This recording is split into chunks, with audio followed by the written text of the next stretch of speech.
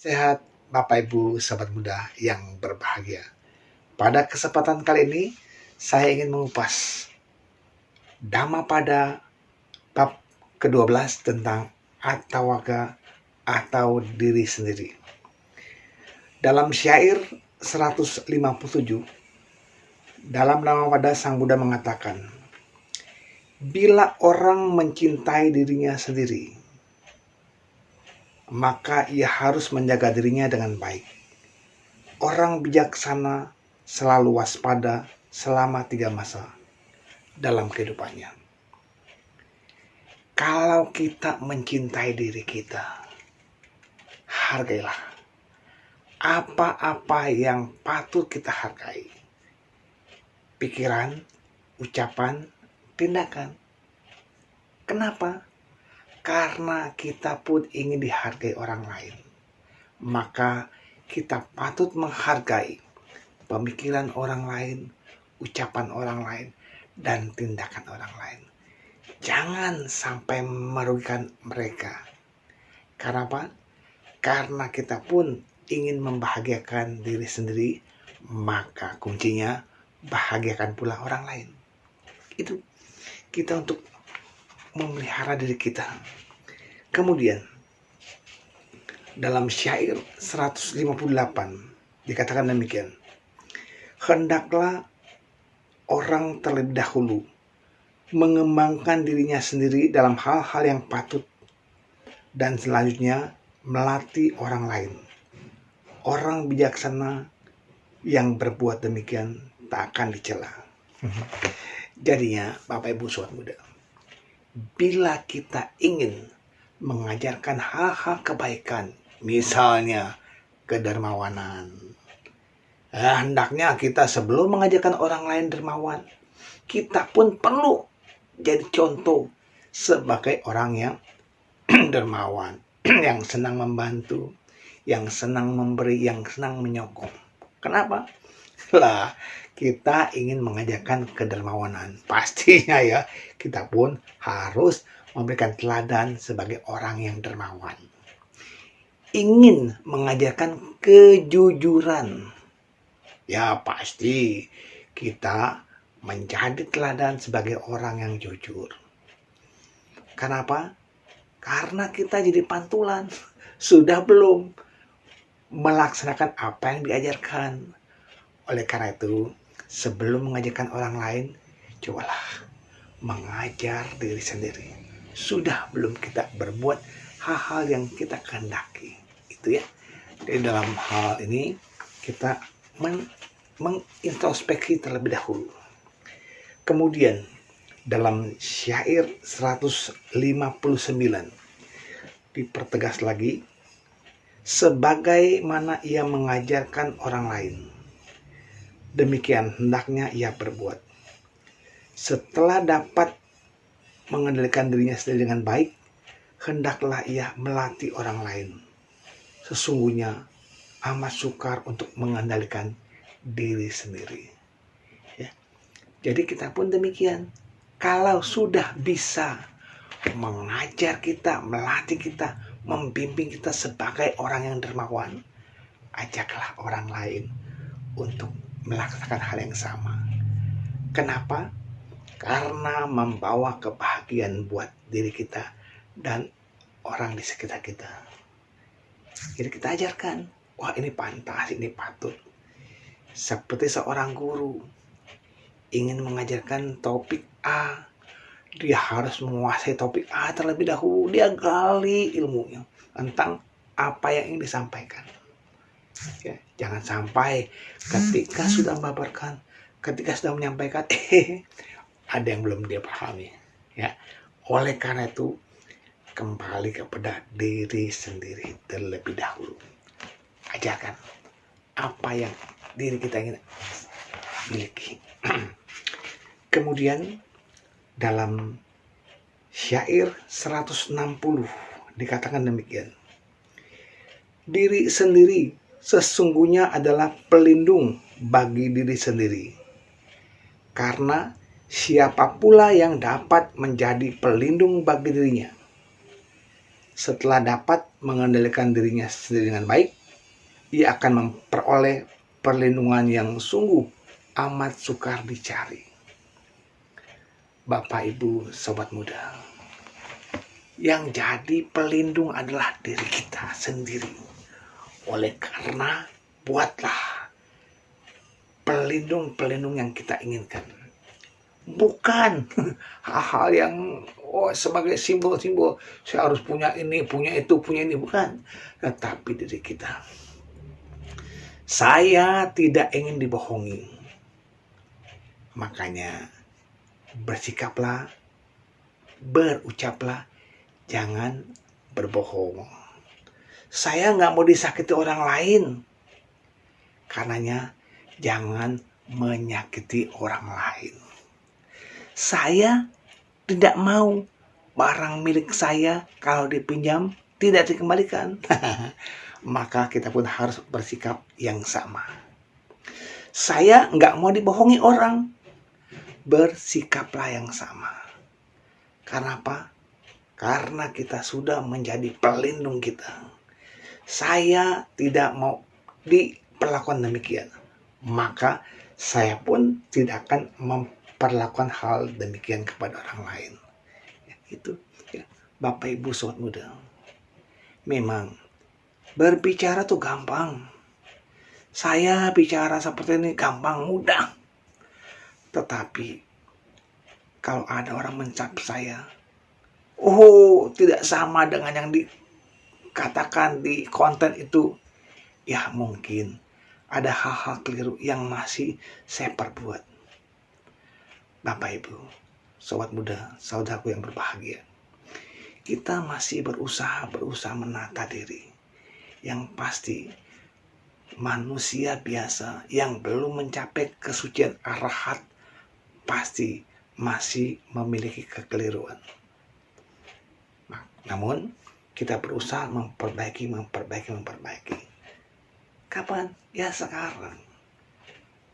Masih memiliki batin dan badan manusia. Tingkatkan. Yang pasti ketika tantangan mau berjuang lebih maju,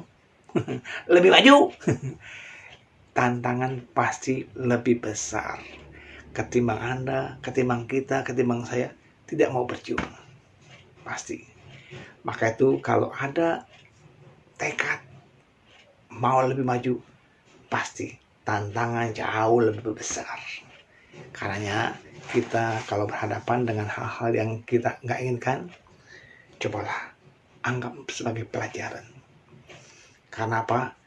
Diri kita sudah buat belum perlindungan yang kita inginkan. Tentu tingkatkan karma baik. Pak, bosan kok karma baik terus? Ya, hanya itulah yang jadi pelindung kita. Apakah saya nggak pernah berbuat jahat? Ya, berbuat jahat, berbuat salah pasti pernah. Namun, coba kita netralisir keburukan tadi dengan karma baik. Ya, oleh karenanya kesempatan kita masih ada. Kapan? Sekarang. Ntar belum tentu. Besok belum tentu. Belum tentu kita masih hidup. Manfaatkan kehidupan sekarang untuk berbuat baik. Kenapa? Kita nggak bisa menunggu nanti. Mungkin saja setelah konten ini saya tutup, saya udah nggak ada. Namun demikian, karma baik yang kita tetap ingatkan, tetap perbuat, lakukan. Kemudian, dalam syair 161, Dhammapada tertulis demikian. Kejahatan yang dilakukan oleh diri sendiri timbul dari diri sendiri serta disebabkan oleh diri sendiri akan menghancurkan orang bodoh. Bagaikan intan memecahkan permata yang keras. Bapak Ibu Sobat Muda, apapun bentuk kejahatan yang kita perbuat, pasti dilakukan oleh diri sendiri, timbul oleh diri sendiri, dan disebabkan diri sendiri akan menghancurkan si pembuat. Makanya kejahatan apa yang kita perbuat pasti akan kita petik akibatnya.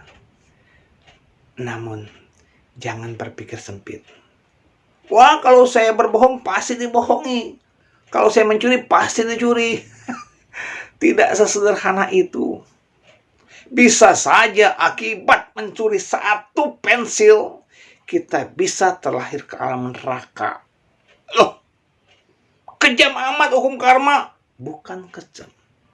Permasalahannya, timbunan karma baik kita sudah ada belum untuk menetralisir karma pencurian tadi. Bapak Ibu sobat muda, sebagai contoh, biji mangga yang kita tanam walaupun hanya sebutir biji mangga ditanam di tanah yang subur, berbuah, bertumbuh, berbuah. 1, 2, 3 banyak. Kita petik 1, 2, 3 sampai berjumlah lebih dari 50 buah yang kita petik sekali. Apakah pohon mangga tadi berbuah hanya sekali? Tidak. Berkali-kali, bertahun-tahun. Itulah buah. Semoga kebaikan kita seperti itu. Kalau kejahatan yang kita tanam seperti pohon mangga tadi, bagaimana? Oleh karenanya, ya kalau ada hal-hal yang buruk memang bisa kita hindari. Kalau ada hal baik yang bisa kita kembangkan. Setiap saat. Jadi Bapak Ibu sobat muda yang berbahagia, buah karma baik atau karma buruk, kita nggak tahu berapa banyak kuatnya. Kembali pada niat atau cetana yang mendasari perbuatan tadi.